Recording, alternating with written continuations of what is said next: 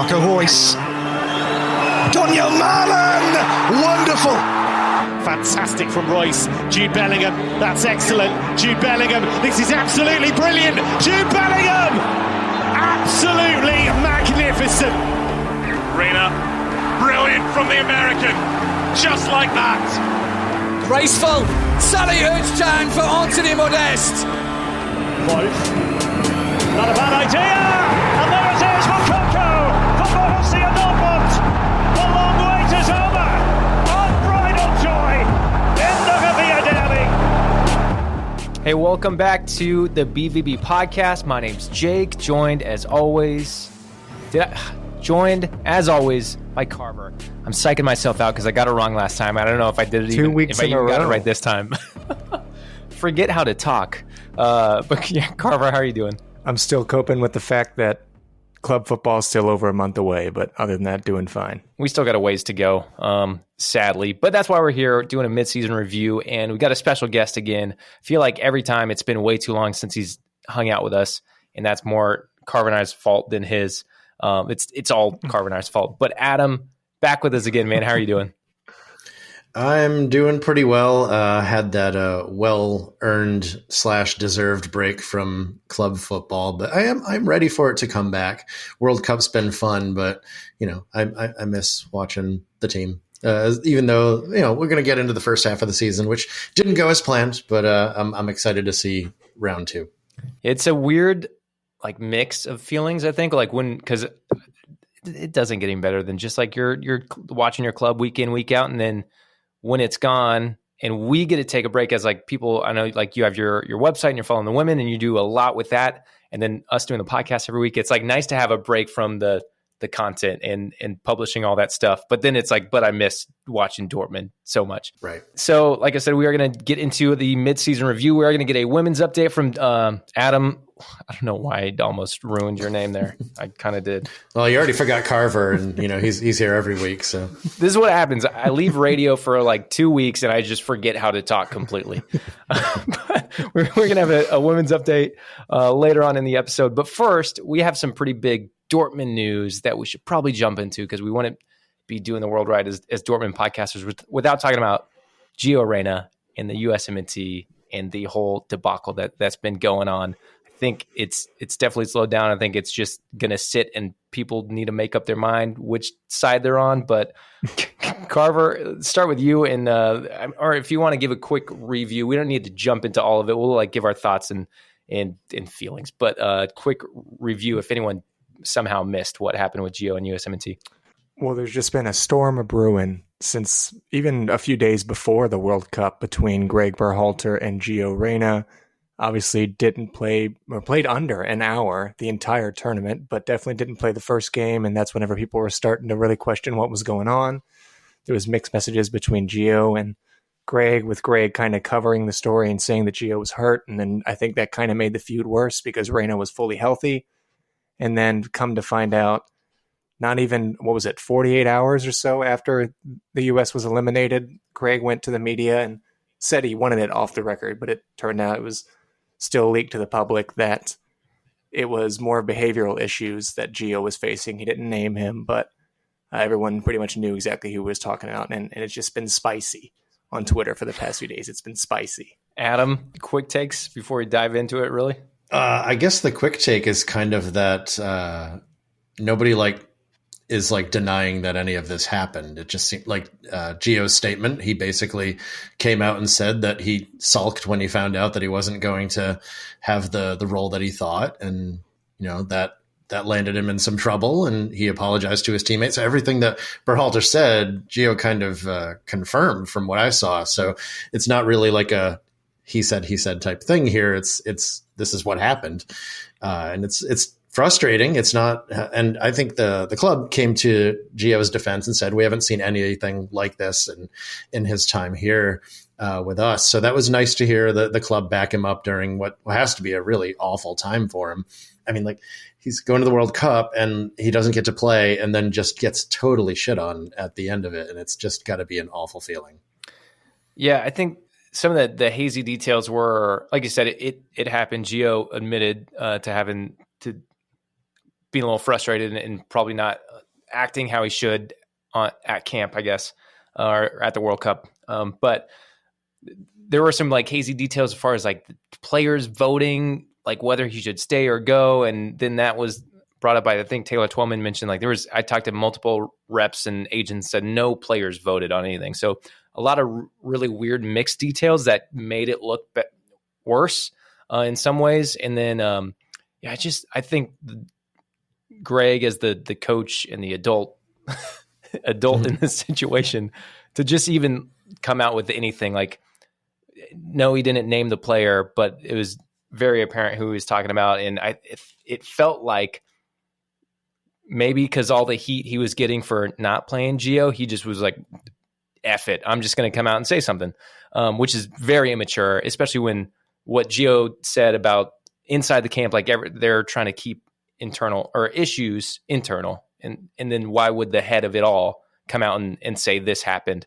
And then, it's crazy that the kid comes out with, obviously he probably worked with his agents and his parents to make sure everything sounded great, but still for him to come out almost look more mature in this situation. And then before Gio came out and made his statement, my thoughts were like, well, something clearly happened beforehand. Like we haven't seen any of these issues or heard any issues with him in Dortmund. Never had really these issues before. So it definitely felt like something happened beforehand that would have led to this. And then as Gio's statement said, he was told ahead of the tournament that he's going to be used very minimally, or I don't remember his exact words, which is also ridiculous on multiple accounts. One, when your best attacking players is going to be limited, which doesn't make any sense. And just to like tell someone up front, like, hey, I'm not actually going to use you in this tournament, doesn't feel right at all either. I mean, my last thing on it was, my best guess was he was telling Gio that he just wasn't going to start the first game.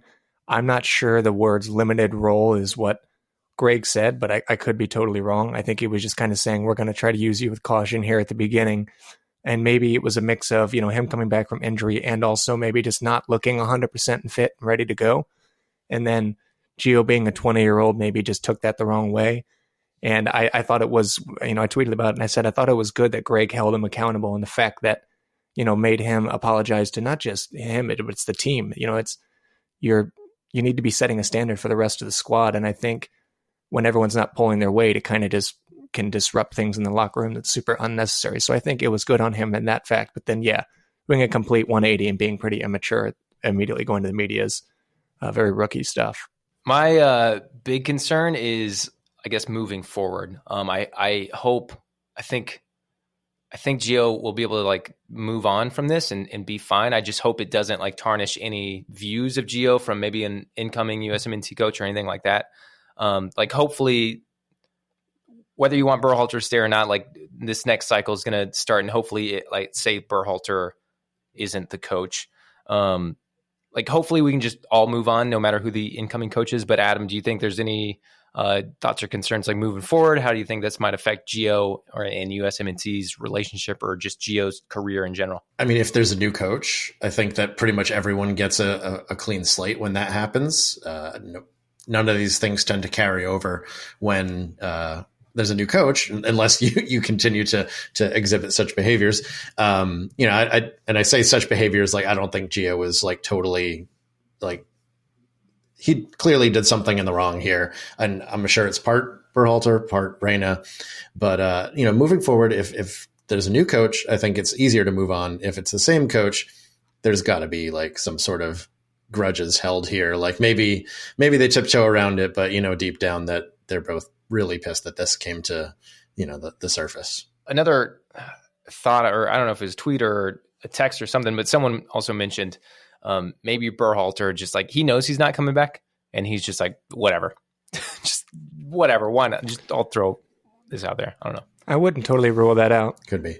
Thought it was interesting that, when their backs were at the wall at the last match, that, that's when Gio goes in and plays the full 45 minutes. I thought that was a little interesting. I don't know if you guys saw the video of in that Netherlands game, there was the classic Greg Berhalter bounce pass, but he was bouncing it to Gio and just like missed completely. It's like, was this a sign? Should we have seen this all coming with that misplaced pass? which if you want to take anything funny out of it, it was that. But hey, I'm Team Gio forever. I don't care. I've been saying I'm not the biggest fan of Berhalter for a while. And I just don't see with everything else we know about Gio and know him in Dortmund.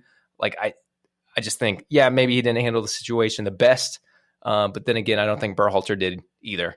And so I'm going to back Gio, and I don't think he's really going to have issues. I don't think he's that kind of player that has that kind of attitude where it's going to be a problem moving forward for him or for other coaches or anything. So hopefully we can just move on, get a new coach, and this doesn't tarnish Gio's reputation with whoever is to come in.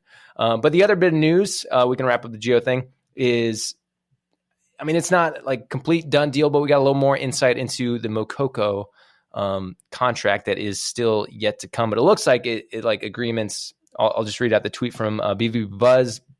Borussia Dortmund are close to reaching an agreement in principle with Youssoupha Moukoko over a new contract despite interest from other clubs. The extension will not be finalized this month, but indications are that a positive decision is set to be reached soon. So hopefully we get that wrapped up. I think we were under the impression like as soon as he turns 18, contract's going to be signed. We're going to be good to go. But it looks like not quite done yet. But Carver, thoughts on Moukoko in this contract? I mean, of course, I think everyone here wants him to stay. That's kind of bleeds into the season review of who of the fan base that did the survey wanted to be extended. Of course, it was just, a few question marks here and there in the last several months, because I think Moukoko was, rightfully so, concerned about the role he was going to have at this club before the news for Haller. I mean, he didn't know if he was going to see the pitch much, and he wanted to go and, develop and flourish somewhere else. So I think that idea was kind of floating around his head, but at the same time, he's always been like, this is the club that I love. I have a great relationship with a lot of the staff. I'm embedded into the culture of the club and everything. So, I think he really loves playing here. And now we're, showing him that we're serious about wanting to, build a future with him. And I think he is too. Yeah. Adam? I think this is great news. Obviously, I mean, he's 18 years old. He leads the club in goals and assists, and he's played about he's started about half the games. The downside of this story is I forget where the report was from. Maybe you guys can remind me that this seemed to take so long because of like a falling out with his parents or something like that. Did you guys see that report as well? Mm-hmm. And that's just sad for him. I feel for him to have that situation there where it just seems like it wasn't a good situation to mix family with finances. And now that he's 18, he's got the opportunity to make these decisions on his own. And it looks like, as rumored, that this is going to come together pretty quickly from here on out. Obviously, being at the World Cup, I'm sure delayed things. That's where he was when he turned 18. So it's not like it was going to happen that day. I'm excited about it. I think it's huge to extend him. It would be terrible to lose him after, he's been with us since he was like 12 years old. So having him finally break out like this and then getting him under contract to see him develop even further is just a wonderful thing. Yeah, he's definitely earned the contract. And even though there was question marks to his status and how much he would play at the beginning of the season due to unfortunate events for the club, but fortunate for him to get a chance and prove and really earn the contract. I've also just heard reports of like how much the club like takes care of him and protects him, like whether it's like in the media mixer or anything, like there's always someone with him. And so I know it's been a good place and protected place for him to grow up and develop. And I think it also helps that he is, for Dortmund's sake, that he is so young and he doesn't need to be in a rush to go anywhere, because there's a chance that he could move on. Say a Premier League club wants to sign him, he could move on to an unfamiliar place, new country and everything. And it could be really uncomfortable and hard for him to integrate and just jump in. So the fact that he gets to play at such a high level here at Dortmund, and now he is playing in a space where he feels comfortable and protected, is really good. And like I said, there's no rush. Like he can wait a few years if things aren't going his way or aren't going well for him in the next few years. Like then he still has plenty of time to move on. Like he's got so much time left in his career. So, but yeah, if we can get it done, then great for everybody. So with that, there was some other news, but I think we're going to touch on it in the mid-season review, which let's jump into. Big shout out to everyone who filled out our survey. We appreciate it. We had it up for a while so that we can get as much feedback as possible, because of course, Carver, Adam, and I can just sit here and talk amongst ourselves. But the great thing about this podcast is a lot of people listen to it, and we want all your feedback and input, because that's what makes the show better. And it's not just just us and our opinions. Because honestly, I mean, if you value our opinions, and that great, that's awesome. But it's way better with all your guys' input too. So Carver, you want to get us kicked off with the mid-season review? Would love to. Yeah. So the first question was just asking how you feel about the season so far on a scale of 1 to 10. And going through these, right before I hopped on, I went and looked at the responses again, and I thought a lot of these were pretty interesting. But yeah, the first one, it looks very split down the middle. I mean, most people voted on a 5 out of 1 to 10, and then touching on 4 and 6 outside of that. So kind of split down the middle, which is, I guess, to be expected. I mean, people are feeling pretty indifferent about how the season is going so far. And then following that up with, do you think the club is heading in the right direction? And again, the response is kind of split down the middle, almost kind of leaning towards no. Did you guys have any thoughts on the first two? Yeah, I think given the way that the first half ended, I think I answered 3 on both of those, just because, the way the Bundesliga ended in particular was just really, really rough. And the direction question, I probably was a little harsh too, but, we're hearing about, Guerrero possibly leaving as well. Bellingham is going to be sold for obviously a large sum. And I'm just, I don't know. It's tough to lose Sancho, Haaland, and Bellingham in a row and not go through some sort of rebuild. So I'll be curious to see what the rebuild looks like so far with like the players like Malen and Adeyemi. They haven't hit the ground running. I think that they still deserve some time, but I think it's clear that, it hasn't taken off quite as quickly as we hoped. But yeah, so that's why I tended more towards the negative side, even though I'm usually pretty optimistic. But a little bummed out with how things ended at the first half. Hey, I mean, there's some rumors that Sancho might be coming back, so you can't count. I dream of that. I wish. My only concern about that is that he's left the Dortmund wage structure, and is that anything that could even possibly work? But I think it would be great for him because when players leave, it isn't always greener. I mean, Haaland's doing great, sure. But, I just ache for Sancho, seeing what he's going through there. He missed the World Cup. He's, not getting minutes. And he was a god here. He was a legend. And I would love to see him get back to that. It makes me curious to see if psychologically he could get back to that level at Dortmund. And we might see him struggle if he did come back. I don't know. There's always something, too, about, I think, players coming back to a club that just, I kind of am in the, I just feel like it's like they're never going to come back and do the exact same thing. I don't know if there's any circumstances where that's happened. Probably a couple here and there, but none that I can think of where I'm like, oh yeah, a player came back and it was just like, you know what I mean? Like you can always think, oh, remember when, but you can't always look back on those times because it's never going to be the same. So he's still so young. Sancho is so young. Yeah, that's what I was going to say. No, I know the club also kind of preys a little bit on nostalgia at times. So, you don't really want to continue falling victim to that. And I thought it was interesting because I'm thinking back to myself a year ago and I was looking at like the major problems of the club. And I think one of the bigger words tossed around a lot under Rosa was just a lack of identity within the squad. Are we consistently trying to be a club that sells these kind of players and uses ourselves as a stepping stone? And I'm thinking, I think the club genuinely did try to make 3 genuine statement signings in the last calendar year to try to fix that area. In Schlotterbeck, I think he's someone that could genuinely stay here for 8 to 10 years. Sule's just now entering his prime, and I know he's not, joining us because he doesn't think we're a serious club. I think he said in interviews when he was joining, he thinks we can win titles here, and he wants to win titles, and so he's not being complacent in that sense. And unfortunately with Haller, but it was the exact same way with him entering his prime. So I was kind of stuck back and forth. I kind of landed on the middle as well because I took this survey myself after I created it. It doesn't surprise me that everyone voted like 5 or the average was 5 just because I know how sad and mad everybody can get. So it doesn't surprise me at all that it's kind of split. And Adam, it doesn't surprise me either that we're a 3, and I wouldn't be surprised if a lot of people were sitting at a 1 without the season ended. Mm-hmm. And it's nice to do this. I think not like after it's been a while now. It's been like a month or longer, maybe. Like it's been a while since. So you can kind of forget about how poorly it ended. I mean, it's hard to forget, but you can kind of look at it as a whole and kind of see what happened. Although I think that what made the ending so much worse was like in the beginning we were pulling off these like 1-0 wins, and they weren't that exciting. But I kept coming back to it's like at least we're still winning and we're getting a clean sheet.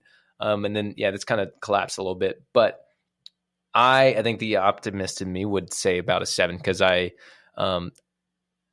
still look at the potential and I think I'm going on 7 and just tie into the direction, like as far as like Carver, you said like the signings we made and it seems that Cale has taken has a little different attitude about it and a little different strategy as far as like the players he wants to bring in. It looks like, cause this was just the first window.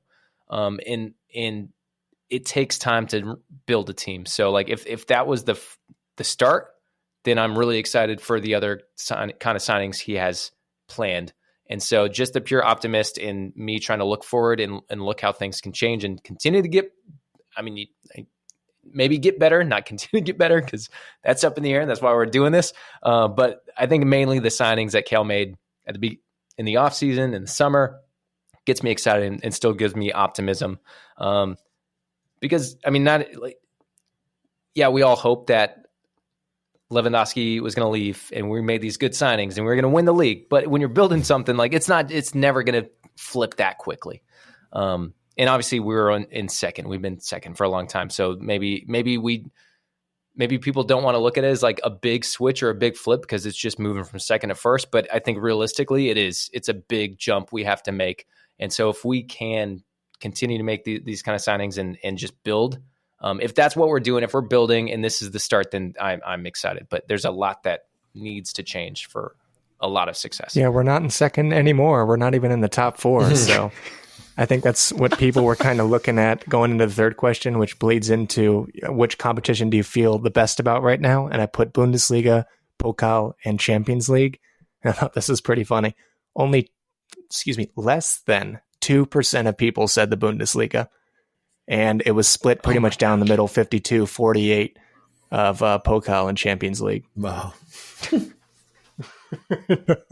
Carver, where are you feeling? What competition are you liking the most? Again, I guess that's not too surprising. I mean, going just the way we ended against Gladbach, and then you're just stuck with looking at that table for over a month of like, Jesus Christ, this is quite the hill to climb. And you're looking at our results going like, well, that could have been win at Werder Bremen, or you name it. There are a handful of other games that we should not have lost or we should have done much better in. So, the Bundesliga table is looking pretty grim right now. But, I mean, the Pokal, you have a favorable draw, and in the Champions League, also with Graham Potter kind of struggling to get any momentum going at Chelsea, I think we also have a kind of favorable draw there to maybe smash and grab at away and bring it back at home. So, I can see definitely where people were going with this one. Yeah, same thing. I feel like, my favorite performances that I watched this year, I don't know if any of them were wins in retrospect, were the games against Man City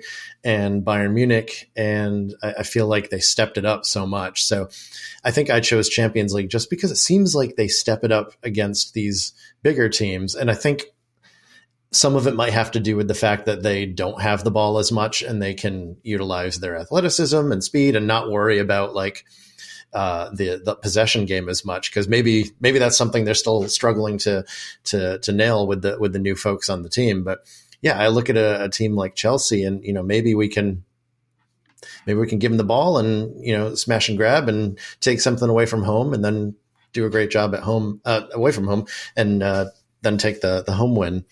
So I feel better about these like shorter term, single knockout right now, just because the trend isn't great in the Bundesliga. A few more wins and I might change my mind and feel better about the Bundesliga again. But yeah, I can see why people answered that way. Like you mentioned, Adam, like the games I look back on and think, oh, that was great, was the Champions League and specifically the Man City games. And I'm going to have like two answers because it's like so far, like in the first half of the season, what was the best to me, and then looking forward, which company do you feel the best about right now? Okay, but like I still want to split it in two answers. Like, what do I feel about best moving forward? The Champions League and those teams still scare me, and I want to say, yeah, let's take it. Let's get to a semifinal. Let's get to the final. But realistically, I'm like, I don't know if that's going to happen. But how we played, like the tactical, like how we played in like the tactical setup, like that gives me so much hope. But then in the Bundesliga, when it seems like we have no tactics and we're not like doing anything and conceding everywhere, I'm like, what happened to like the tactical masterclass you set up against Man City? Where'd that go? Like those gave me so much hope for Terzic's tactics. But then in the Bundesliga, I'm like, you're terrible. You don't know what you're doing. So there's a bit of a disconnect there. But I would say, I guess, moving forward, what I'm like optimistic about is I'm just going to say the Pokal, because like you said, there's something about the knockout games, and then maybe that's where we can get our trophy, because that's where I feel like we can get a trophy is a Pokal. So that's where I'm feeling good about. That's what the second half of the survey was about, was looking forward. So we'll get to that. You got to tease the audience. Clearly, I did not. Clearly, I did not do the survey. What the hell? I sent it to you for proofreading. You said it was fine. Just trusted you. The next one was, who impressed you the most this season so far? I mean, pretty much like 9 or 10 players were thrown in on this one, but it all pretty much revolves around 2 or 3 players. Do you either of you want to give a shot of who those might be? I answered Moukoko and then immediately realized I should have answered Jude Bellingham, just because I think he's gone on the next level. So I'm going to guess that they were 1 and 2. I would guess Bellingham and then maybe Kobel, but also maybe it's a given that like maybe that's not a surprise that Kobel. But for me, it's not a surprise that he's been impressive. But I would throw my personal choice is Özcan, because he was kind of that mystery. Like we weren't quite sure if he was going to be able to step in and just like hit the ground running. And I feel like he has. I feel like him and Bellingham together have worked really well, and just his overall performances have been great. So he's who's impressed me. But yeah, I would guess I'd go with what Adam said. Moukoko and Bellingham is probably what people said. So Bellingham is pretty much the first one, and then Kobel with a close second, and then probably right below that. I'm just going through a bunch of these, and it looks like Mokoko's in third. And I personally put Kobel as number 1, just because I was thinking about who has impressed me the most. And of course, like Jude is always impressive. It's kind of just hard to, put him at even higher standard, because he just continues to elevate his game so much by the week. But just Kobel, I mean, he had a solid season last season, but he continues to become such a beast in net, and his distribution continues to blow me away too. I did not expect him to be so good with his feet, considering especially that Berkey was never that gifted with his feet, definitely not compared to other Bundesliga keepers. So, I mean, I put Kobel as my number 1, yeah. And that was not, I guess, too surprising. And then the follow-up to that was, who's been the biggest disappointment? And there's about 2 players here. Do either of you want to guess those? I have to assume that Donny Malen is at or near the top of that list. The fact that there was a clear number 2 as well, I don't know. I know Adeyemi hasn't gotten on the score sheet yet. I don't know if people would name him there yet. I don't know. Who do you think, Jake? Modeste. Oh, and right. And I would say Malen over Adeyemi. I mean, I feel like people probably thought Adeyemi was going to come in and just run with it. I didn't think that was necessarily the case, because I think Austrian Bundesliga stepping up to Bundesliga is a pretty big jump. Although he had good performances in the Champions League before. But since Malen's already been here a while and he has consistently got starts, I would say Malen is probably number 2, but Modeste number 1 for me. So Malen looks like about the most thrown answer here, with Adeyemi in number 2, and Modeste pretty much right below him. So that was a little surprising for Adeyemi as well. I mean, I just like you said, Jake, I think Malen doesn't really have an excuse at this point to, at the very least, just start playing decent or pretty well. But like every time, he's incredibly disappointing. And I don't think I can really throw that same sort of criticism at Adeyemi yet, because he just doesn't have really the time to really implement himself into this team. So, he's been kind of thrown in here and there whenever he is healthy. And it's in different roles that he's not necessarily used to. So again, it's that winger striker hybrid that neither are really trying to fit for at the moment. So not too surprising either on those. on Adeyemi, I doubt people were comparing him coming in like when Haaland came in. But like it is a big jump from the Austrian Bundesliga to the Bundesliga. Like it's a big difference. Yeah, Haaland came from Salzburg and scored a hat-trick on his debut, I'm pretty sure. But we've also seen Haaland do that exact same thing in the Premier League. That dude is just a monster. And I think there was probably a lot of hype. I'm not saying people compared Adeyemi, saw Adeyemi coming in and was like, oh yeah, Haaland did it. He can do it too. I think there's a little more hype just because he's such a young like German international too. That gave a lot of hype to him. But I think you have to remember like how big of a jump it is. And it might take him a little longer. So, I think I've had those thoughts. I don't know if I've expressed it here, but I feel like I've said that it might take him a little longer to settle in, and that's okay. I still think there's a player in there. I think he has some great attributes, and I'm still excited for Adeyemi.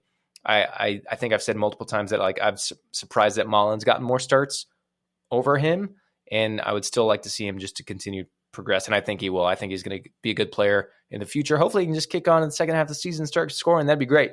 But yeah, so a little Adeyemi defense I'll throw in there. Yeah, I would have been shocked if Malin wasn't the clear number one, because I feel like that's all you see on Twitter, and even there's rumors of I don't know, what is it, Sevilla that's interested or something like that. That I don't know, maybe they would be open to it in the winter as well. And he's 3 years older than Adeyemi too. Like I sometimes tend to think, oh, Malin's new, so he's young, but he's not as young as you tend to think. So I think there's certainly a lot more upside with Adeyemi. There was that video, Carver and I were texting, there was a video that Dortmund posted about Malin, and it was him just like blowing past the defender. But this was when they're like on their Asian tour, and they like were really hyping it up. It's like masterclass Malin is like, I think basically what the caption was. I'm like, what are you doing here? Like, this isn't classic Malin. Yeah, when we played the division, they tagged Sevilla, the Division 3 team in the Pokal. Yeah, he did that, but we haven't seen it since. He hasn't been able to do that since. And then Carver made the point, he scorched 1860. Carver made the point that no, they're just putting out there for Sevilla. Put that price tag. Make him look good in the window. Yeah. The next one was, what has been Dortmund's biggest issue this season? And this one was split between like 5 different answers. Pretty much everyone that I initially put, and then some. You have a good variety of answers in here. It's pretty widespread. But the biggest one was set pieces, defending and attacking. Yeah. And that's been something that's been a huge glaring problem with our club for years now. And the fact that not only does the club continue to neglect it at Dortmund, but just like the concept as a whole of how important set pieces, or how much more important set pieces are becoming. I mean, there's a article by The Guardian where they talk about, these specialized coaches are becoming more and more valuable in international football, especially coaches that specialize in set pieces, because of how important they are in so many different competitions.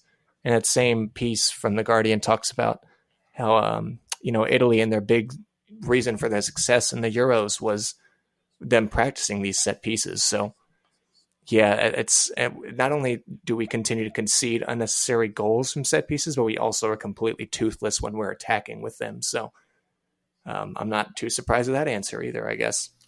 That was my clear answer when I saw that one right away. I feel like there has to be some sort of like market inefficiency we can exploit to like utilize a coach to come in and just the sheer importance of the set pieces compared to the entire, flow of the game. It just seems like it constantly burns us, both on the defensive side and the complete lack of bite on the attacking side. Like, it gets to the point, like, we win a corner, I'm like, crap, that's like losing possession, right? Mm-hmm. Like that, yeah. It shouldn't be that way. Like when watching the World Cup, I was kind of getting excited when certain teams were getting, corner kicks and whatnot. And I was like, wow, this is a different feeling. I'm not used to that. I'm used to being defeated and like almost wanting to give away any set piece that they earn. Because, then everybody gets up, and I feel like Dortmund almost hurts themselves by taking set pieces because everybody is up, and then we get burned on the counter, and it's not the way it should be. So some sort of specialist or something has to be out there that can help this team. But I don't know. It's been like, what? I don't know, a decade-long problem, 6-year-long problem. Certainly as long as I've been following the club, basically, defending set pieces. Now we just can't even score them either. So it's doubly frustrating. I think watching Dortmund has like tampered my expectations for set pieces in general. And maybe I wouldn't like have realized it until like I really watch it, like the World Cup or a lot of where like you're seeing goals on set pieces. Like I just never expect it now. It's because of Dortmund. Because like I if I'm watching any other game, like I never think much of a corner, and that's just what Dortmund has done to me. And it's not even it's like the first ball, like the cross in from the corner is mostly horrendous, or like a set piece outside the box. It's usually pretty terrible. I think there was I don't remember what game it was. Can't remember specifics, but I think it was maybe it was Brandt came in and took some corners, and like there was a couple that looked really good. I was like, oh my gosh, like this is what it's like when a cross in from a corner looks dangerous. Like I just forgot because most of them are pretty terrible. I'll throw Hazard on the bus a little bit. Like I just remember countless like corners from him that just didn't go anywhere. Or there was the one last season that just like skidded across the box in not a dangerous way at all. It was like laughable. But yeah, it's pretty bad, especially when like I think we even talked when we signed Schlotterbeck and Sule, we're like, man, they're big bodies. They can get in there and like, they'll be good in the air. And like even Hummel, like I think Hummels is great in the air. When it comes to like defending the halfway line, like when teams are trying to play out, and he's always there with his head. But yeah, defensively and not throwing Hummels under the bus, but like them collectively are big guys, and has not been great. So that doesn't surprise me at all. I think there's a lot of other answers in there that it wouldn't have surprised me if people went with too. They're more like big picture club problems, but yeah, that it's not good. Yeah, right behind set pieces, it was quality of squad for the second highest option, and I don't really disagree with that either. I mean, again, we've made some pretty good signings in the last year, but still just not good enough. I think there's a lot of dead weight in the team that we're struggling to get rid of, and we're really not looking for any replacements for them either. I mean, I'm not having to go at Guerrero for the last few years, but definitely in the last like year or so, he's been slipping pretty bad, and we just haven't really looked for any sort of other options for him and continue to play him in a position that sets him up for failure, really. So, yeah, not surprised in that sense either. And this goes into the second half of the survey, and it's looking ahead. First one was, should Terzic be given more time as a head coach? And 83% of the response was yes. Interesting. Okay, I was a yes as well, but I wasn't sure how the group was going to go. I said yes just because I don't know. I think it's just the heart I went with, whereas the results maybe dictate. Maybe the leash should be a little shorter, but yeah, I'll be happy to give him a little bit longer. I mean, it's not like this is going to be a title winning season anyway. So who's going to do a better job coming into this situation? You know, maybe see if he can pull, you know, he actually has a track record of second half magic with this club. So, you know, who better to, you know, maybe he can turn around his own mess as well as a previous one. He's also won silverware here already, too. I was surprised at this response out of any of them so far, just considering, I guess, just because of all the negativity that I'm seeing online with everyone thinking about him and everyone already kind of trying to call it quits with Terzic. And it's like, dude, it hasn't even been half a season yet. I mean, if you look at the table, we really we're literally not at the halfway point of the Bundesliga this year. So, I mean, of course, he's had his missteps. I mean, I witnessed firsthand in person one of those missteps, and he's got a lot of learning to do as a very young coach, but hopefully he's taking this much needed long break and very seriously, which is kind of trying to learn from some of his mistakes. That way we can hit the ground running in January. I was going to point out that Carver brought up the Werder Bremen loss that he saw in person, and not me. That was Carver this time. It was not me. Yeah, I complained about it 2 weeks ago, and now I'm doing it. That's funny.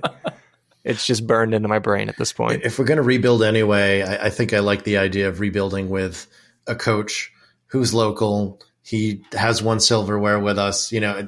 We can't, have it be a rebuild on the player side and then expect the manager to work wonders with it as well. Not, giving him a free pass for anything that has happened this year. But I think allowing everyone to grow together is probably the best way forward. Because again, I don't know who else we were going to bring in to make it, expedite the process, basically. It is an interesting contrast that like everybody is down on the season, understandably, but then also most people, a good majority of people want Terzic to stay. So that is a really interesting contrast there. But like I'm the same. Like I want him to stay, and I think because if the plan is to build and like make this a project, then yes, 100% you got to keep him. If they were to fire him at the end of the season, then that's just stupid. Like what was the point? Unless they want to bring in a really high-end coach who's like proven, has won everywhere. Like unless they want to do that, like what's the point of bringing in another like young coach to try to let him do something and then just let him go soon? So like I think this is the start. Let it be a thing. Like let it build. Let's build something with Terzic. And I would be really upset even say like we don't even make top 4 this season, and I would still be upset if they fired Terzic and then like I guess depending on who they hired after that, if they were to fire him at the end of the season. Because I'm like, if you want to build something, then give him the time to do it. It's going to take time. We've just, I think football in general has gotten this, everyone wants things quickly and now, and you want to bring in a coach and then win the league next season. And that is just so unlikely. Like I wish football would revert a little bit to like the building process, and I mean, it's not football. It's the world we live in where everything is now. And that's blood into football, which is unfortunate because it's never going to happen like that. Very few instances will you bring in a coach and then win the league the next season. And if it does, maybe you were still riding that new manager bounce, like luckily. But yeah, I would be very upset even if they fire him at the end of the season. Like if we're going to build something, let's build it with him. Why not? Yeah, we are running out of time here pretty quick, and we still have the women's team to get through. So I'm going to fly through these last few here. But next one was, do you think Jude Bellingham stays another year? This one was pretty cut and dry, of over 60% of people saying no, unfortunately. Yeah, I mean, I maybe the optimist in me, or just the hope in me, is what's going to kill me. Is just hopefully if the board is wanting to make some more statement signings to kind of convince you that we're trying to build around you, and you're going to find success if you continue, here for a little while. But I can't really imagine that happening.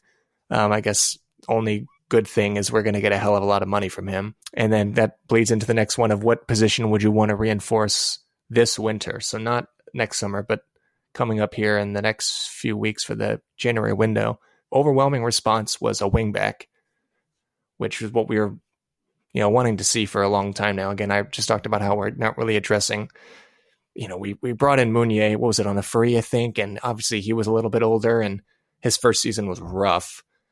He's picked it up a lot, and I definitely give him credit for turning, his short career so far around at Dortmund, but with Guerrero as well, which thankfully I think things are really heating up with Ben Zebaini. I mean, it would have been a Rosa signing, so I'm interested to see how Terzic is going to implement him. But I mean, I think Brian already wrote a piece from BVB Buzz about just comparing the two of Guerrero and Ben Zebaini, and he's going to bring obviously a lot more defensive stability. I have his stats actually pulled up here, and he is in the 99th percentile. He's already scored 5 goals this season. So yeah, exactly. Yeah, I mean, one of them was against us, and that header was convincing. I was like, damn, I would be nice to have someone in the box that looks like it's going to go and attack the ball like that. But on the defensive side of things, more goals he's in than the 99th. Modeste. So 99th percentile for clearances, 99th percentile for aerials won. He's in the 82nd percentile for interceptions. I mean, you can keep going. So I think that's hopefully going to be a position that we're going to be set on for the next few years, and not worrying about having space behind to exploit. But any thoughts on few minute rant I just had. Keep going on those FB ref percentiles. I love to hear it. Yeah. Not to mention 97th in goals. I mean, yeah, he's when talking about Benson Baini, I almost just kind of want to take a sidebar on Guerrero. So it's looking more like Guerrero is going to leave on a free. This is a player who I can't believe is leaving on a free. And what is his legacy at Dortmund? This guy spent 7 seasons in Dortmund. That is very rare, very rare.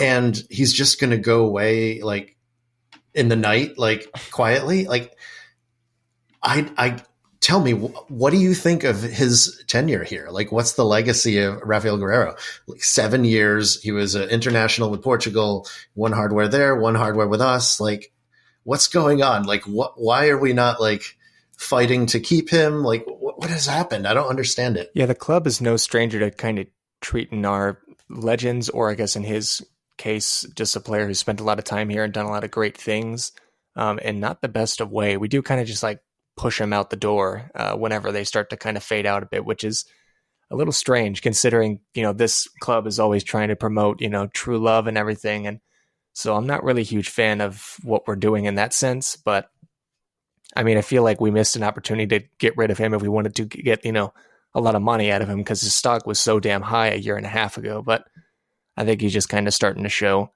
a lot more weaknesses in his game. And also the club around him is struggling too. So it hasn't been really helping him much. I feel like it's been a little bit better. Last year was bad. Last year was bad, which was so disappointing because the year before it seemed like he was at his absolute peak. Last year, it seemed like he just fell off a cliff. This year, I feel like, I don't know, maybe I'm seeing something that it isn't really there, but I feel like he's been a little bit better this year. No, I agree. It's not that I think that they should shell out a contract to him. I just find it so bizarre that a guy who's been here for 7 years and played so much with us, it feels like he has so little identity with the club. Like, that just feels weird in itself too. Completely agree. I think there's just been, and as of late, and I'll just be like, I'm the new Dortmund fan here. In my time with Guerrero, it's like there's just like so much inconsistency, and maybe that's what's like affecting this end. It's like you can always count on him for like a few bangers. Like you can count on him to pull up with a crazy goal, which is great. But then we see so much, I guess, inconsistency, whether it's defensive or offensive. But at the same time, like when you really look at it, because you can always expect a great goal, that when it like hasn't happened for a while, you're like, oh, come on, man, you're not doing anything. But then again, it's like he's a left back. Like you don't always need to rely on your left back to score banging goals. But when it hasn't happened in a while, or when he makes a defensive mistake, that's like that stuff. Just it's again the negatives like outweighing the positives in the perspective, like outweighing with the perspective. And I think that's the issue where it's kind of come to this, where it's like a lot of people are kind of down on him, but it's like, I don't know, because you see so much good, but then you also see some bad stuff in there that kind of, with the perspective shift, like outweighs the good sometimes. Yeah, and the offensive aspect of his game, I mean, even goal contributions aside, I think one of my favorite things about him, and we talk about it all the time on the show, Jake, of just the one-touch football that we're seeing from Dortmund and building these, really sexy combinations. And I think a lot of them came through Guerrero in our wings. And, throughout his tenure is because he was linking up with players like Royce and Sancho in attack who have that technical ability to kind of pull those links off and those short, quick passes off. But, just on top of everything that I've already mentioned, he doesn't really have that many players to link up with. Sancho's gone, doesn't have Haaland to cross into, and Royce has been injured as well. So, and just kind of on and off, and he's been inconsistent himself. So you just haven't really seen a lot of, Rafael Guerrero. So it's kind of sad that, it's ending on kind of a dud for him at Dortmund. But the next one was, we only got 2 here left. Next one was, where do you think we'll finish in the league? Again, kind of split between 4 different answers here. I personally put third, which is third came in first there, with fourth as the second top answer. So first and second are kind of off the table for a lot of fans, which I mean, rightfully so. I had fourth. Don't have too much to say about it. I think that they can, crawl up a couple spaces. I don't think that I expect too much more than that. Third is certainly doable, but I do like the fifth answer. If you have not filled out the survey and you haven't seen all these answers, Carver's fifth answer was cries in Europa League anthem. That had 12% of votes. So 12% of our fans don't think we're going to make top 4. I mean, where we're sitting now, I'm surprised only 12%. It is a sad anthem. It's not like good at all. It's like what you'd play in a Lord of the Rings movie when everyone's dying. Yeah. I think I saw Chaz initially retweet it, but he had that TikTok dance of Lewandowski doing that weird dance, and like behind him is just the Europa League anthem. In Barcelona. Anyway, last one was, which contracts would you extend with at the end of the season? Because there are 5 players, at least off the top of my head, minimum, that their contracts expire in the spring. So a lot of business for Dortmund to do here. 99% of people said Moukoko. So he was the first one, which, I mean, I'm not too surprised about that. 93% said Royce.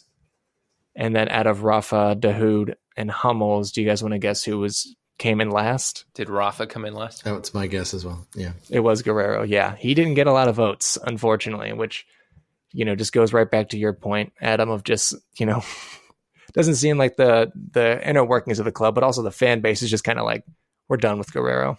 Yeah, I mean, I don't really. I want to stress, I don't think it's the club doing anything wrong here. I just think it's been such a bizarre tenure to have a player here that long who just fizzles out at the end, even though he should still be kind of in at the peak of his career right here. I do want to say on Guerrero, I wanted to mention it earlier, so I'm glad he came back up in this instance. I almost feel like he fell victim to the circumstances of the club and the coaching and like how we've been playing and everything in that. Cause like you said, like he should still be in his prime. He's still a Portugal international, still played a lot in the World Cup. It's not like he's fallen out of the team there. And so, but when you look at the inconsistency of Dortmund the last few years, like, is it not surprising that players are also very inconsistent when you look at all the injuries from last year and how that changed the lineup and the style of play? I think just if you look back at the last couple of years, like it makes sense that maybe the performances for individual players dipped also.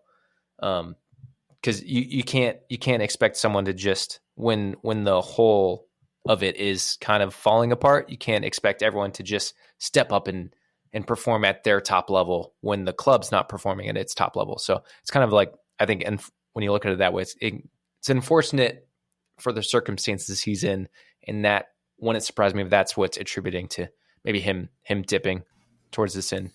Yeah. The last thing I'll say on Guerrero is I think just losing him for free is pretty unacceptable. Like, I think that they should have been able to turn him into something or extend him and get more out of him. But it's just kind of a bummer that it's fizzling out the way it is. Yeah, I agree. It is sad. So that was a survey. I had a lot of fun going through and just reading people's responses over the past few weeks. A lot of people came and participated in it. So thank you to everyone who did that. Thank you, Adam, for participating in that. One thing I got a pretty good kick out of, I don't know if it was a bit or not, but someone, and the only person, put Malen as their most impressive player for the season. So I don't know if they misread or they just only saw the game against 1860. And then they were just kind of like, I'm done for a few months. They've been watching the Asia tour. Yeah, that was it. But yeah, do you want to get into the women? Yeah, certainly. So I think I mentioned last time that we actually have 2 women's teams this year. They added a second team, which is very exciting. There's like twice as many players to follow now. There were a couple players from the first team that are now playing with the second team because they did add 5 new players to the first team. And some of these had like second division experience, third division experience. And let me tell you, these new players have hit the ground running, and they are, just combining these incredible new players with the core that we already had. Essentially, we are 13-0-0 not essentially, we are 13-0-0. 77 goals scored, 2 conceded. I saw the second 2 goals team against. That's unacceptable.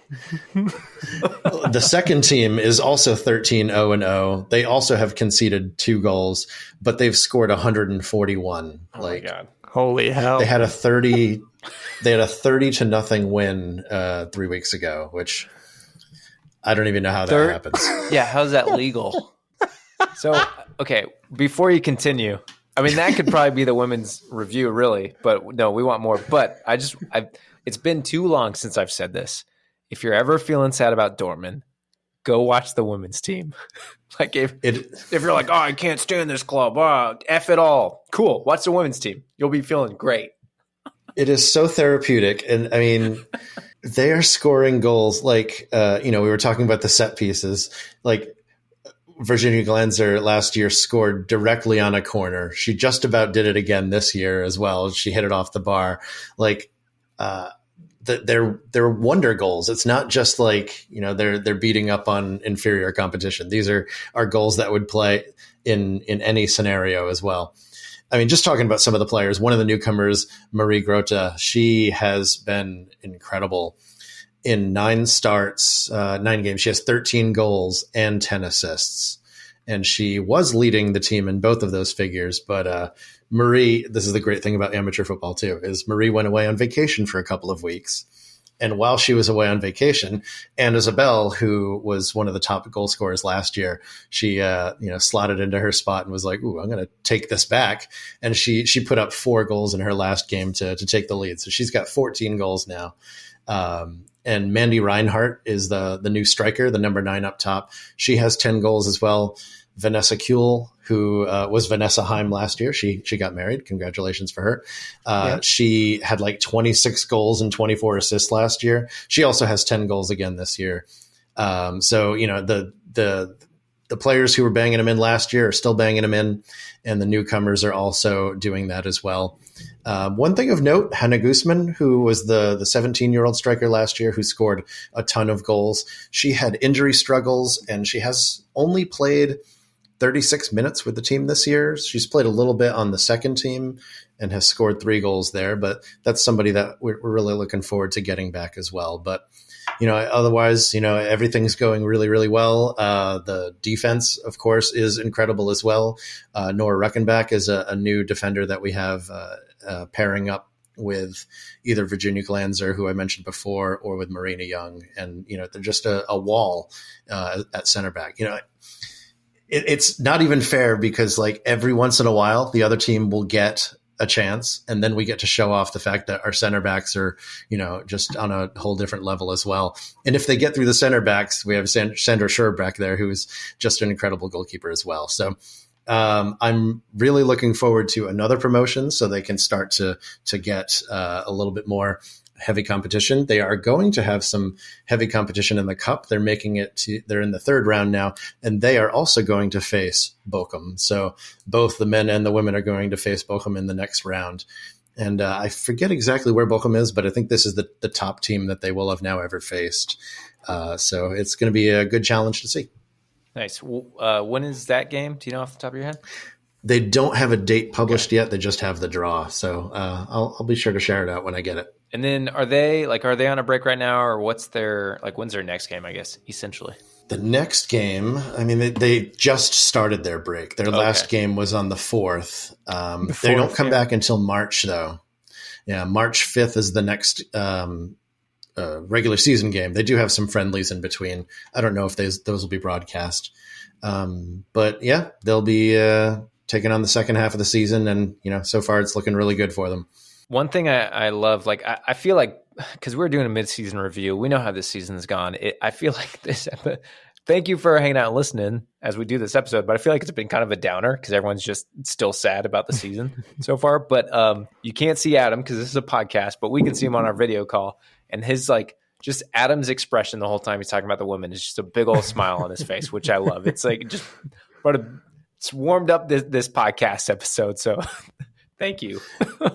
Yeah, I mean, love sharing about these players. You know, the team, just the fact that we have a team is incredible. The fact that we have two teams now is even more incredible. And, you know, the individual players have just been awesome to follow.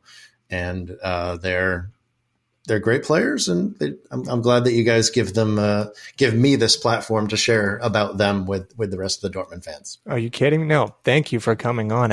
I love that the domination just continues in a whole different division. I mean, if there was anyone that was skeptical if this team was the real deal, then they're continuing to prove it, not only for over a season now, but just week by week, day by day. And also just the quality of the team continues to grow, and the passion and the support from the fan base too. It looks like it's, you know, incredible from the videos that I've seen of just people are constantly trying to show up to these games and, you know, show the team their support, and the women, you know, traveling with the men to certain events, and the attention they're getting is great. And it's well deserved as well. I mean, you know, the players continue to kind of put this, the work into the women's team, and, you know, the results are really speaking for themselves. Yeah. One thing that I'll add is that, you know, just watching the games, it's good football. Like, even the games that end up being a little bit more on the higher scoring side, the way they usually go this season anyway, is usually the teams fight them pretty hard in the first half, and Dortmund maybe gets one or two. And then it's only like at the end when Dortmund is able to, you know, substitute people like Anna Zabel on and Vanessa Kuhl and players like that against tired, you know, amateur players that, you know, then it kind of breaks open. So a lot of these games have been really tight, and it's been fun to watch the other teams. Even like last year, I kind of became a little bit of a fan of the team Solderholz, because they always put up a good fight against Dortmund. And actually they are in the same division now as the second Dortmund team.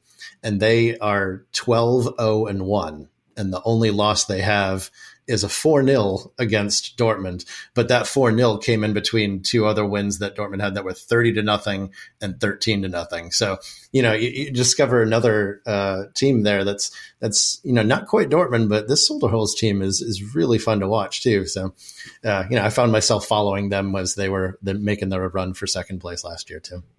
That's cool. I did not expect to talk about Solderholz on this, but I appreciate you letting me do it. And I mean, if you're not too familiar with the women's team, make sure you follow Adam. We'll have his Twitter and everything linked in the description of this episode.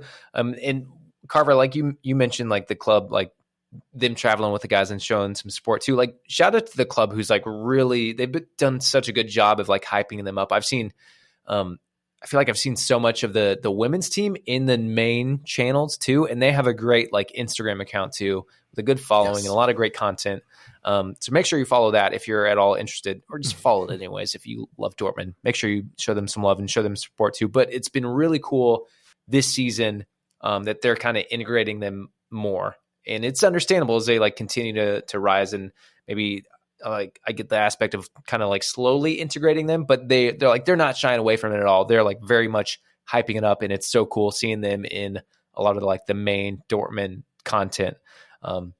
And they're killing it, so they should. And we'll continue to. We usually post the next match in the description of our episodes too, so you can always find out when their next match is. A lot of those games you can stream. I remember us talking about like the first time I think we talked to you. We're like, how cool is it that we can watch like seventh tier women's football in Germany? Mm-hmm. Like, it's so cool. So most of the games are streamed. And again, Adam is your guy for all things Dortmund women. So make sure you're following him. Again, you can find all those links in the description of this episode.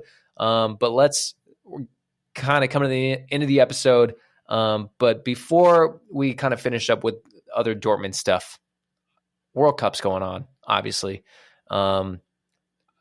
We talked US. We did a couple episodes about the US. We hyped up Jude and his role with England. But now, officially, as of today, we're recording this on Wednesday. Finals officially confirmed. France versus Argentina. Messi versus all the French guys. Who's the dude? What? I cannot think of his name right now. Can you not think of Mbappe? Messi Mbappe. It's even perfect with the alliteration. My first thought was Hugo Lloris because that's so funny. Tottenham. But Mbappe. Messi and Mbappe, the alliteration is there, and I still forgot it. But real quick, Who do you guys got in the final? Adam, we'll start with you. Argentina.